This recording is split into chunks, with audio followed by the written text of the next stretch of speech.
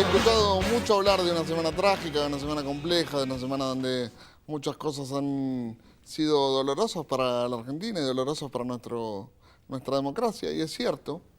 Ahora, hoy tengo un invitado con el que yo quiero charlar de estas cuestiones y de otras, porque cuando a la Argentina se le causan algunos dolores, hay razones para que estos dolores se produzcan. Esto no es por arte de magia, ni es gratis. Me refiero claramente a lo que pasó en Tucumán, y me refiero también a algo que dijo Feletti hace algunos días, que yo comparto con él, mi invitado es Roberto Feletti, diputado nacional, pero además uno de los mejores economistas que tiene este país. Bueno, muchas gracias por el elogio. Y la primera pregunta es, ¿Macri busca un shock de mercado? Macri busca sin duda un shock de mercado. Acá el poder ¿Qué es en económico... castellano un shock de mercado? Un shock de mercado es un salto del tipo de cambio, una devaluación brutal que caiga fuerte, traspasando renta desde los asalariados, los jubilados, hacia las grandes empresas. Macri busca recomponer ganancias sobre la base de liberar el tipo de cambio, lo dijo. El dólar tiene que ser manejado por el mercado. Eso supone que vamos a mejorar muchísimo aquellos que exportan y aquellos que tienen dólares respecto de aquellos que ganan en pesos. Y los que ganan en pesos sabemos que son los asalariados, son los jubilados. Hace algunos días volvió a hablar Domingo Felipe I, nuestro querido rey autárquico de hace algunos Es años. sorprendente que vuelva a hablar, sí. Y a mí me dio como cosa. Entonces, vos que sos un tipo de la economía, que viene de la economía, ¿qué sentís cuando Domingo Felipe I vuelve a hablar sobre teorías macroeconómicas? ¿Te da como un cagazo? Perdón que... Y yo creo que, a ver, Cavallo estuvo presente en 20 años de vida democrática, inclusive dictatorial del país, en momentos claves para favorecer el poder económico. Estuvo presente en el 82 en el Banco Central para estatizar la deuda a través de los seguros de cambio.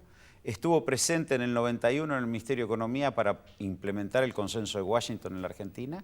Y estuvo presente en el 2001 para facilitar, además de la reestructuración de deuda ruinosa que fue el megacanje, que se llevaran 20.000 millones de dólares de reservas uno a uno. Con lo cual se sale de la convertibilidad con muertos en la calle. Digo, estuvo presente en 3 momentos claves de la Argentina: estatización de la deuda, generación de un nuevo proceso de deuda, privatizaciones y apertura de mercados, y en reestructurar esa deuda. Vos has sido viceministro de Economía, ¿verdad? Sí. ¿En qué se equivocó Kicillof? Yo creo que, a ver, digo, no, yo creo que no. Yo creo que Axel está lidiando con un tema muy difícil, que es la falta de dólares en la economía argentina. Cuando faltan dólares en la economía argentina hay muchas tensiones. Sin embargo, es la primera vez que un gobierno y que su equipo económico no accede a producir una devaluación fuerte para resolver el problema externo, sino que trata de administrarlo, y creo que lo está haciendo bien. Perfecto, según vos no se equivocó. ¿La vio venir? ¿Vio venir este quilombo o lo sorprendió? Esto estaba planteado, mirá, cuando nosotros dejamos el ministerio con Amado, Amado es vicepresidente de la Nación, yo soy elegido diputado, ya en ese momento se planteaba que, por un lado, por un factor interno que era la energía, y por el otro, por los problemas que tenía el propio Brasil, íbamos a tener falta de dólares. Y bueno, para eso se usó el puente acumulado que fueron las reservas. Nosotros nos fuimos con 52.000 millones de dólares de reservas, se usaron para pagar la deuda y se usó para sostener el nivel de actividad interna. Y luego Axel comenzó a resolver otros problemas de la agenda. Resolvió el CIADI, resolvió el Club de París y se topó con Griesa. Nos topamos la Argentina, se topó con Griesa, que nos hackeó complicadamente. Pero creo que si no hubiera estado Griesa, probablemente la situación externa hoy estaría mejor. ¿Cómo va a terminar después del 10 de diciembre la economía? ¿Y qué le queda al futuro ministro / ministra de Economía de Scioli? ¿Qué le va a faltar? ¿Cuál va a ser el problema más jodido de los primeros 90 días de gobierno de Scioli? Me parece que la tarea más rápida es recomponer niveles de reserva, y para eso es necesario un arreglo con los holdout, que también se está implementando ahora esta discusión, lo dijo el ministro de Economía. Estamos tensando la cuerda, pero necesitamos en algún punto, no con Paul Singer, sino con el conjunto de acreedores que no entraron al canje, y desde ahí destrabar la posibilidad de bajar mucho la tasa de interés para Argentina y recomponer un nivel de reservas. Creo que ese es el desafío más rápido, porque con mayor nivel de reservas vos estás más cómodo para ordenar otras cuestiones de la economía. Y lo que le va a quedar es un país que duplicó el tamaño de su economía. Argentina duplicó en estos años, del 2003 hasta ahora, el tamaño de su economía. Le va a quedar un país que atesora y eso es un bien a conservar muchísimo, varios años de desempleo, un dígito, casi una década, un país que tiene 6,5 puntos de su producto en educación, un país desendeudado, un país con alta protección social en niñez y adolescencia, adultos mayores. Me parece que esos son bienes a cuidar y me parece que lo que hay que hacer ahora es la etapa de la inversión. Me parece que la fase expansiva del ciclo distribucionista encontró un límite justamente por la falta de dólares. Bueno, ahora hay que apuntalar la inversión. Creo que y Scioli lo dijo cuando habla de Banco de Desarrollo, habla de la etapa de financiar la expansión. Esa es la etapa nueva. ¿Cuánto tiene que ver Scioli con lo que viene y cuánto tiene que ver Cristina Kirchner con lo que viene? ¿Cuánto Scioli importante van a ser? Scioli es parte de este proyecto. Digo, él fue vicepresidente de Kirchner, fue 2 veces gobernador de la provincia en la presidencia de Cristina, es un compañero parte de este recorrido. Me parece que estamos por primera vez en la historia de la democracia argentina, se concluyen 3 mandatos constitucionales sin problemas. Estamos en una transición que es la más ordenada de muchísimo tiempo y estamos ante la posibilidad de un 4º mandato del Frente para la Victoria. Creo que es Daniel y creo que es Cristina, creo que es un proceso político largo que por suerte está trayendo mucho bienestar para el país. El peronismo es un movimiento muy grande. Sí. ¿Les encontrás matices a Scioli y a Cristina Kirchner? El peronismo siempre tuvo matices, pero también es cierto, siempre los tuvo, digo, pero también es cierto que el peronismo aborda distintas fases que se le plantean. Digo, Argentina es un país de tamaño medio, no es un país que va a decidir el ciclo mundial. Hay fases. Hoy estamos ante un nuevo ciclo mundial, el mundo está en crisis. Digo, bueno, como yo te decía, hoy estamos en una economía que faltan dólares, una economía que necesita recomponer un ciclo de inversión y me parece que es el candidato ideal para esta etapa y la gente lo ve así también, ¿eh? China y Rusia, principales socios de Argentina, ¿pueden entrar en un despliegue económico? Ellos están a cara de lo visto la última semana, ¿no? Están en un proceso difícil lo que ocurrió en la última semana, donde China tiene que volverse más mercado internista sin perder competitividad. Es un proceso difícil. Estados Unidos ha recuperado competitividad y bueno, es el desafío que tienen. ¿Pueden entrar en problemas económicos? Sí, sin duda. ¿Y esto puede afectar a la Argentina? Mirá, los 3 principales bloques económicos que nos compran a nosotros, que es Brasil, la Unión Europea y China, presentan problemas de crecimiento y eso se ha expresado justamente cuando hablamos de falta de dólares en un descenso de las exportaciones. Argentina deja de exportar no por un problema de competitividad, de tipo de cambio, sino porque nuestros principales socios comerciales dejan de comprarnos y eso sí nos afecta. Pensemos que a Sudamérica solo le vendíamos en el 2012 32.000 millones de dólares y en el 2014 le vendimos 24.000.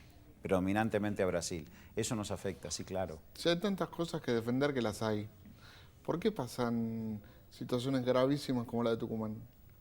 Yo creo que estamos enfrentados a un proyecto de restauración conservadora que tuvo un ensayo en Brasil, que está teniendo un ensayo en Brasil. Hay que ver muy bien lo que pasa en el proceso político de Brasil, porque Brasil no es solo su principal socio comercial, es un socio político también de la Argentina en el gobierno del PT. Me parece que hay una ofensiva para deslegitimar el voto popular. Acá, frente a un ciclo de expansión que encuentra un límite, lo que está proponiendo, y esta es la primera vez que se discute, el Frente para la Victoria, es superar ese límite y financiar la expansión. Lo que está proponiendo el liberalismo es restaurar el esquema conservador liberal de tasa de ganancia brutal en poco tiempo. Y esta es la gran discusión, y para eso deslegitiman el proceso democrático. Yo voy a ir un poquito más abajo, si me permitís. ¿Cómo no? Disculpad, pero voy a ir un poquito más al fango, al barro, como decían los abuelos. Con todo gusto. Porque acá también hay cosas que hay que empezar a poner blanco sobre negro. En todos lados, Tucumán, el Chaco, porque ahora se habla mucho de las elecciones en Chaco, yo te voy a contar un poco cómo es la interna de la militancia política en las provincias, no solo en la del norte, porque en la ciudad pasa lo mismo. En todos los lugares hay algo que se llama operadores políticos. Y los operadores políticos se manejan algunas veces con una política progresista y otras veces con la vieja política, que es la política de garrote, la política del salgo a hacer quilombo, cuando el resultado no me conviene. Y eso pasa en muchas partes de la Argentina y creo que un poco pasado también en Tucumán. No le resto importancia a la gravedad de la quema de urnas en Tucumán. Ahora me permito hacer un ejercicio de razonamiento lógico y preguntarte, ¿quién quemó la primera urna en Tucumán? La Unión Cívica Radical lo ha reconocido el propio Cano. Entonces, digo, Frente para la Victoria ganando por 14 puntos. Es muy difícil pensar un fraude de 14 puntos, muy difícil. Muy difícil. No imposible, pero muy difícil. Muy difícil. Ahora digo, yendo más lejos que eso, pongamos que el fraude existió. Pongamos que el fraude existió. Si se quemaron las urnas, el fraude existió y la diferencia era menor. ¿Quién tiró la primera piedra y por qué? Empecemos a pensar intencionalidades en esto. ¿Por qué el radicalismo quemaría urnas? Si no es para desestabilizar y llegar a este punto. Porque creo que hay una cuestión de deslegitimación del proceso electoral. Yo creo que hubo un test en las PASO donde evidenció que el Frente para la Victoria queda en las puertas de un triunfo en primera vuelta. Después de gobernar 12 años tenemos 8,5 millones de votos. Y eso sorprendió.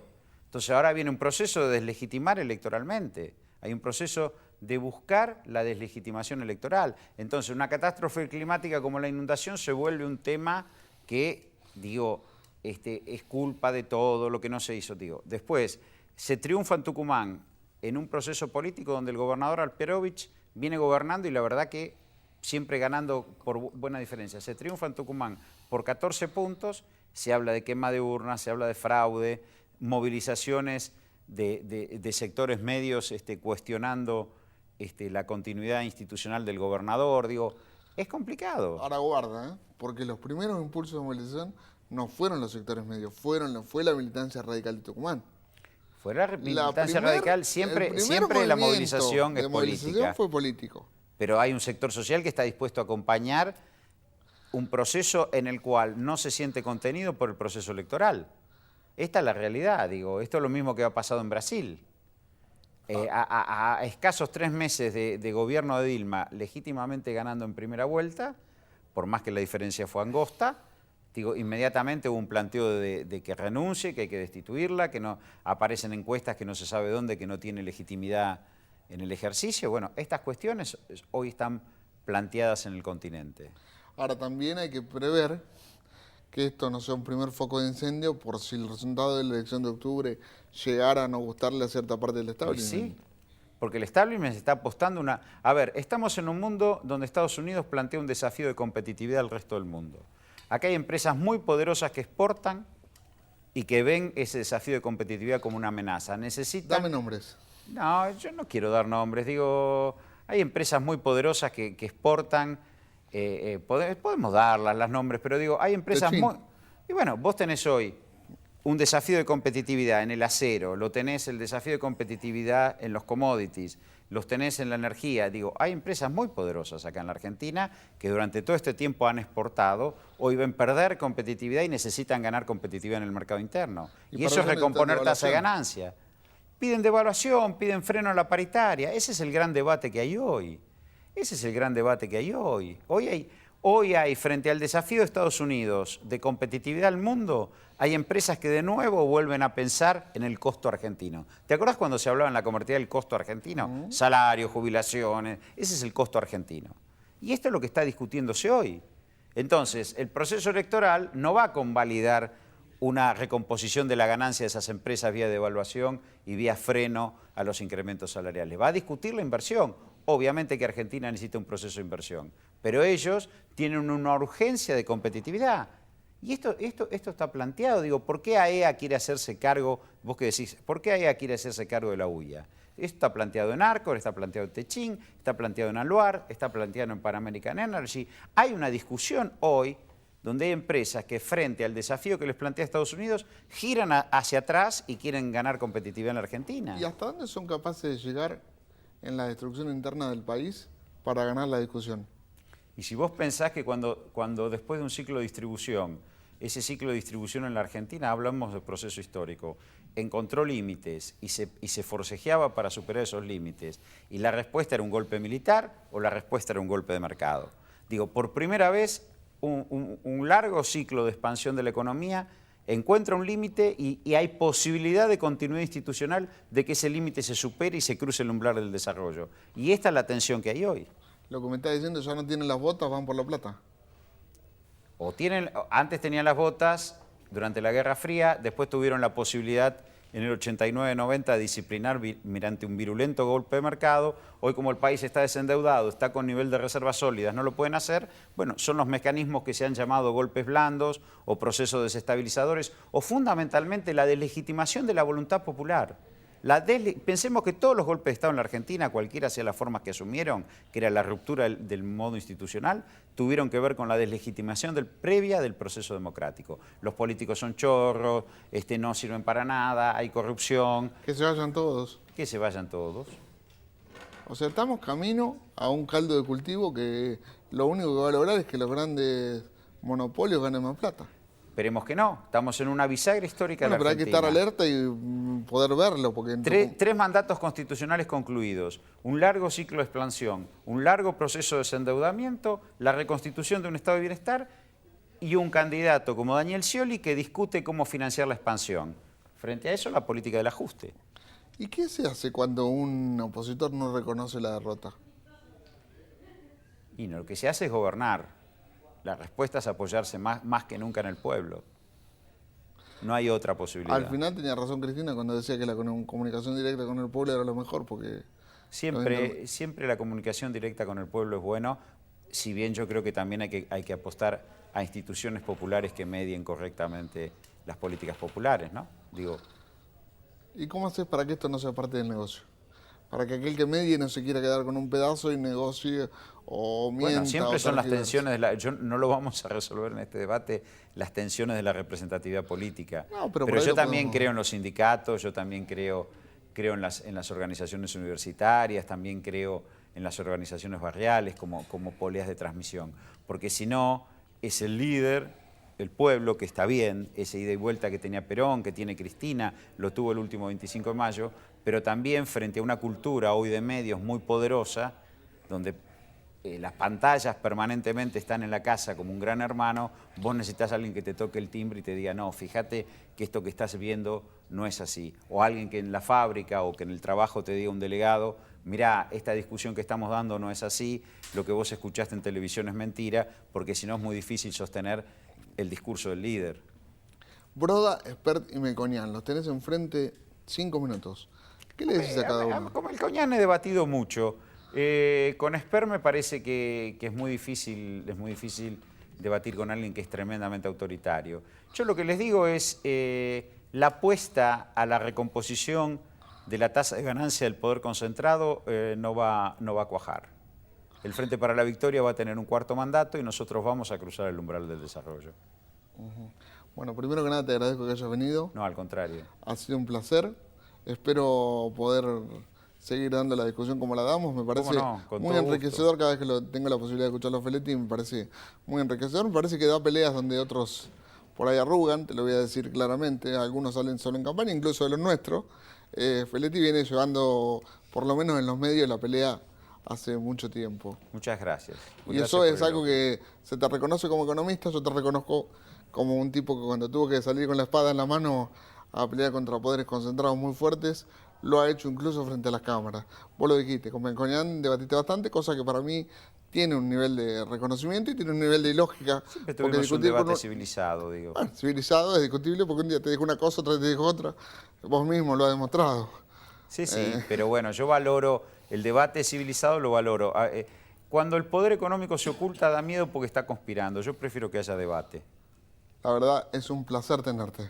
Gracias a vos, al contrario, gracias por invitarme, un placer estar acá. Nos encontramos a la vuelta con una amiga de la casa que tiene mucho para contarte de gestión, tiene un libro y tiene algunas cosas que está haciendo por el UNASUR, Mercosur y Parlasur, que la verdad me ha sorprendido hasta a mí. Mirá que yo creo en sus capacidades, pero ahora te cuenta todo lo que hizo. Y se va un grande Roberto Feletti. Por favor, repitan esta nota y véanla por YouTube, porque vale la pena. Feletti dijo mucho y dejó mucho. Recuperemos la capacidad de pensar.